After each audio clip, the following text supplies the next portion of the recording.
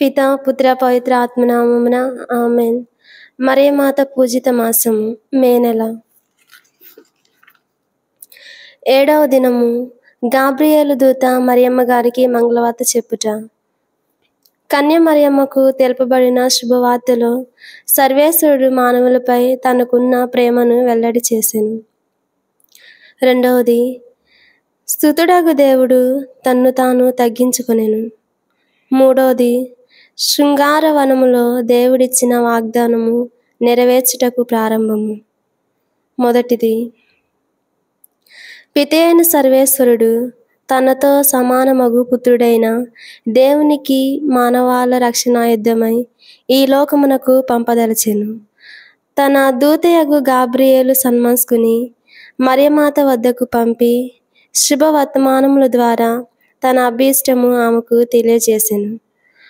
తన ఏకైక కుమారుడగు పుత్రుడైన దేవుని ఈ లోకమునకు మరియమ్మ ద్వారా పంప చిత్తగించుటలో పితి అయిన దేవునికి మానవాళిపై గల ప్రేమ బహిర్గతమగుచున్నది. మానవులు తాము పాపము చేసి దేవునికి ద్రోహులై ఆయన అవమానమునకును దుఃఖమునకును కారకులైరి. ఆ అవమానము దుఃఖము అంతులేనిది, మహా గొప్పది, మితిలేనిది. మితిగల మానవుడు మితిలేని ప్రాయచిత్తము దేవునికి చెల్లింప శక్తుడు కాడు. పరిమితం లేనివాడు ఒక్కడే ఆ ప్రాయచిత్తము చెల్లింపగలడు. అట్టి పరిమితం లేనివాడు దేవుడే మానవులపై దైవ కోపము చల్లార్చుటకు, మానవులు చేసిన పాపములకు పరిహారము చెల్లించుటకు, మానవులను రక్షించుటకు మానవ మాతృడు చాలడు. అందుకే దైవ స్వరూపి అయిన పుత్రుడైన సర్వేశ్వరుని భూలోకమునకు పంప పితి అయిన సర్వేశ్వరుడు చిత్తగించెను. మానవుపై దేవునికి గల అపారమైన ప్రేమయే దీనికి కారణము. పృథుడగు దేవుడు తన రక్తము చిందించి తన ప్రాణమునే మానవుల కొరకు బలి చేసెను. మనకు పాప పరిహారము చెల్లించవలసిన వచ్చినది. పాపం ఎంతో ఘోరమైనదో దానికి మానవుడెంత దుర్భరమగు పరిహారము చెల్లింపవలేను పృథుడగు దేవునికి మరణము ద్వారా తెలియగలదు. రక్షకుడు క్రీస్తు తన పాపము రక్తము చేత మానవాళి పాపములను ప్రాక్షాళనము చేసెను. అందువలన మనము ఆయనను స్తుతించి నిత్య కృతజ్ఞతలు పాడవలేను. పాప ఫలితం ఎరిగని దాన్ని విసర్జింప ప్రయత్నించుదము. ప్రేమ గల దేవునికి ప్రతి ప్రేమను చూపుదము. 2వది. పుత్రుడైన సర్వేశ్వరుడు కన్య మరియమ్మ గర్భమున ఉద్భవించి మహోన్నతమైన తన అంతస్తును హీనమైనదిగా చేకొని తన్ను తాను పూర్తిగా తగ్గించుకొనెను. మహోన్నతమునందు స్వర్గ మహిమలు పొందుచు నిత్య దూతల గణములచే పూజింపబడుచు జరగన బాధల ద్వారా కథితుడై ప్రకాశించువాడు తన స్వర్గమునందలి సర్వ మహిమలు వదిలి ఈ భూలోకమున ఒక సామాన్య పేదరాలి గర్భమున ఉద్భవించి ఆకల దప్పులకు, వ్యాధి బాధలకు, మరణమునకు ఇష్టపూర్తిగా నొప్పుకొని వాటికి అందరి మానవుల వలె తన్నును లోబడెను. దైవత్వమునందలి ఘనత మానవత్వపు హీనతకు లొంగిపోవుటను ఇహపరములందును హాస్యాస్పదమనిపించును. దైవమే దిగివచ్చి తన్ను తాను తగ్గించుకొని వినమ్రతను ప్రేమతో నేర్చుకుంటుండగా ఒక పురుగుతో సమానమై భూలోకముపై సంచరించుచు మానవుడు అహంకారి అయి గర్వాంధుడై తన నీచత్వమును దేవునికి ఔన్నత్యమును తెలుసుకొనుట ఉండుటకు మిక్కిలి ఆశ్చర్యకరును విషాదకరమైన ఉన్నది. తన్ను తాను తగ్గించుకొనివాడు దేవునికి విధేయుడు కాలేడు, ఆయనకు ప్రీతిపాత్రుడు కాజాలడు, ఆయన రక్షణ ఫలమును పొందజాలడు. తన్ను తాను తగ్గించుకొని జీవించుటకు సహాయపడమని దేవదూతను ఆమె పుత్రుడగు యేసు ప్రభువును వేడుకొందుము. మూడవది, శృంగారవనములందు పలు రకముల ఫలములు ఫలించును. అయినను నీతిగల దేవుడు ఆది తల్లిదండ్రులకు ఒక పండును చూపి, మీరు ఈ ఫలమును భక్షించి పాపము కట్టుకొనుటట్లు దీనిని నిషేధించుచున్నాను అని ఆంక్షపెట్టెను. కానీ పిశాచి ప్రేరణకు లోబడి వలదన్న ఫలమును భక్షించి ఆదాము ఏవలు దేవుని కోపాగ్నికి గురి అయిరి. అయినను కరుణగల దేవుడు మరుక్షణమే వారిని మన్నించి పిశాచి వైపు చూచి, ఇదిగో, ఈనాడు ఈ స్త్రీని సఖ్యపరుచుకొని నీవు దానిని లోబరుచుకొంటివి, దానిని అధిగమించితివి. కానీ చూడుము, నీకును ఒక స్త్రీకిని నిరంతరము తీరని విషేదము పుట్టించెదను. ఆమె నీ తలను నలగద్రొక్కి నిన్ను అధిగమించును అనెను. దేవుడు మానవ రక్షణార్థము లోకరక్షకుడగు క్రీస్తును ఈ లోకమునకు పంపదలెనని ఈ మాటల ద్వారా మానవాళికి వాగ్దానము చేసెను. మరియమాతకు గాబ్రియేలు పలికిన శుభవర్తమానములతో ఆనాడు శృంగారవనములో లోకరక్షకుని పంపుతున్న దేవునికి ఇచ్చిన వాగ్దానము నెరవేర్చుటకు ప్రారంభమైనది. తనకు జన్మింపబోవు క్రీస్తు వలన మరియమాత పిశాచి నధిగమించి దానిపై జయము పొంది దాని తలను నలగద్రొక్కును. ఇది సర్వేశ్వరుడు మరియమాతకిచ్చిన మహా వైభవము, ఘన విజయము, మహా విజయము. మానవాళిని విమోచించుటకై దేవుడు ఆమెను ఎన్నుకొని మరియమ్మకు పేరు తన గ్రామమైన నజరేతులో కూడా పట్టణ 10 మందికి కూడా తెలియజేసెను. మరో కొద్దిమంది మాత్రమే ఆమె పేరు తెలుసుకొని యుండిరి. అట్టి ప్రాధాన్యత లేని మరియమ్మకు దేవుడు తన దూత ద్వారా లోకరక్షకుని వర్తమానమును తెలిపినప్పుడు ఆమె గర్భము ధరింపగా అప్పటి నుండి ప్రపంచంలోని తరతరములు ఆమెను భాగ్యశాలి అని, సౌభాగ్యశీలి అని పొగిడిరి.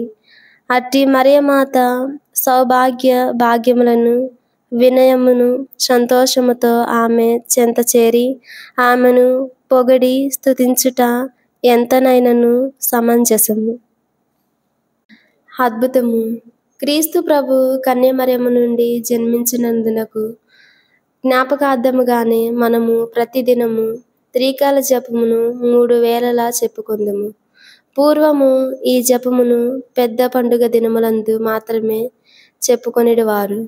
పండుగ దినము సాయంకాలమున గుడి గంట కొట్టగానే ఆ గంట శబ్దమును విని క్రైస్తవులందరూ మోకాళ్ళని దేవమాతకు స్తోత్రముగా 3 మార్లు మంగళవార్త జపమును చెప్పుకొనిడివారు. ఈ మంచి అలవాటు 1327 సంవత్సరమున పాపుగారిచే ప్రారంభింపబడినది. కాలక్రమమున ఈ త్రికాల జపము దినమునకు 3 పర్యాయములు ఉదయ, మధ్యాహ్నము, సాయం సమయములందు వేడుకొనే అలవాటు ప్రపంచమంతటా మెల్లమెల్లగా వ్యాపించినది.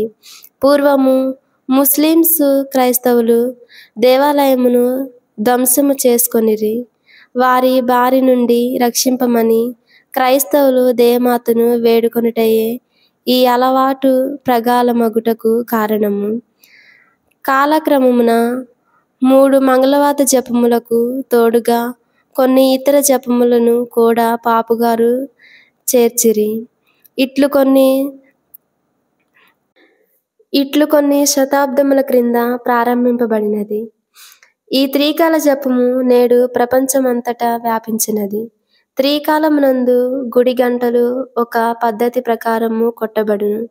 క్రీస్తు ప్రభుని జనన, మరణ, పునరుత్థానములను ప్రతి క్రైస్తవుడు దినదినము మననము చేకొనుచు దేవమాతకు మహిమా స్తోత్రములు చెల్లించుచు ఈ త్రికాల జపమును నేటికిని చెప్పుచున్నారు. ఉదయకాలమున ఈ జపము చెప్పుకొనుటచే ఆ దినము మనకు శుభ ప్రారంభముగు నుండునని తెలుపును. మధ్యాహ్న కాలమున చెప్పు జపము మంచి విశ్రాంతికి, మంచి ఆహారమునకు దేవునికి స్తోత్రమగుచున్నది. సాయం సమయము దినము యొక్క అంతమును చూచుచున్నది. ఈ సాయం సమయము ప్రార్థన మన జీవిత అంతమును అనగా మరణమునకు జ్ఞాపకపరుచున్నది. మన మరణకాలమున దేవమాత మనకు తోడుగా నుండో ప్రార్థించుచున్నాము. క్రైస్తవులారా, మనలో అధిక సంఖ్యలకు ఈ త్రికాల జపము చెప్పుకొనుటకు మరచినారు. దాని అర్థమును మరచినారు. ఉదయ మధ్యాహ్న సాయం సమయములో మన జన్మ జీవస్మరణములను జ్ఞాపకపరిచినవే. గుడి గంటలు వినగానే ప్రతి క్రైస్తవుడు త్రికాలమందు ఈ జపము జపింపవలెనని, అప్పుడే మనము దినమంతయు దేవుని చెంత నుందుము. ఏ పనిని చేయుచున్నను గంట శబ్దముతో పనిని ఆపి త్రికాలములు జపించుట మన జీవితమునకు శ్రేయస్కరము. జపము సర్వేశ్వరునిచే మిక్కిలి ఘనముగా తెలుసుకొనబడిన ఓ పరిశుద్ధ మరియమ్మ, పరలోక భూలోకముల రాజ్ఞి, నా అందలి పాపదోషముల మాలిన్యము చేత మిమ్ము సమీపింప అనర్హుడై సిగ్గు చెందుచున్నాను. నా మనసు విప్పి మీతో సంభాషింప నేను భయపడుచున్నాను. అయినను దేవమాత మీతో పలికిన శుభవచనములను జపింప ఆశించుచున్నాను. దేవర ప్రసాదము చేత నిండిన మరియమ్మ, వర్ధిల్లుము. మీకు దేవుడు అనుగ్రహించిన వరముల నుండి నాకును కొంత పాలు అనుగ్రహింప నా కొరకు సర్వేశ్వరుని మనవి చేయమని మిమ్ము వేడుకొనుచున్నాను. సర్వేశ్వరుడు మీతోనున్నారు. సర్వేశ్వరుడు నాతోను ఉండునట్లు నా కొరకు వేడుకొనండి. మోక్షమునందు మిమ్మును దర్శించి సర్వేశ్వరునితో మీతోను నిత్యానందము అనుభవించు భాగ్యమును నాకు దయచేయమని మిమ్ము ప్రార్థించుచున్నాను. ఆమేన్. దేవమాత శరణుగోరు జపము. మిక్కిలి నెనరగల తల్లి, మీ శరణుకు పరిగెత్తి వచ్చి మీ ఉపకార సహాయమును అడిగిన వారిలో ఒక్కరైనను మీ వలన చేయి విడవబడినట్లు ఎన్నడూనూ లోకములో వినినది లేదని తలంచండి. కన్యకల రాజ్ఞి, దయారసము గల తల్లి, ఇటువంటి నమ్మిక చేత ప్రేరేపింపబడి మీ పవిత్ర పాదములను సమీపించి వచ్చియున్నాను. నిట్టూర్పు విడిచి ప్రలాపించుడు ఏడ్చెడు పాపి అయిన నేను మీ కనికరమునకు కాచుకొని మీ సముఖములో నిలిచియున్నాను. మనుషోతారమెత్తిన పుత్రుడైన సర్వేశ్వరుని తల్లి, నా విజ్ఞాపమును త్యజింపక దయాపరి అయిన వినునోదరించండి. ఆమేన్. ప్రభువు మీతో ఉండునుగాక, మీ ఆత్మతో ఉండునుగాక. సర్వశక్తిగల సర్వేశ్వరుడు, పితా, పుత్ర, పవిత్రాత్మదేవుడు మిమ్ములను మీ కుటుంబములను సదా దీవించి కాచి కాపాడునుగాక. ఆమేన్.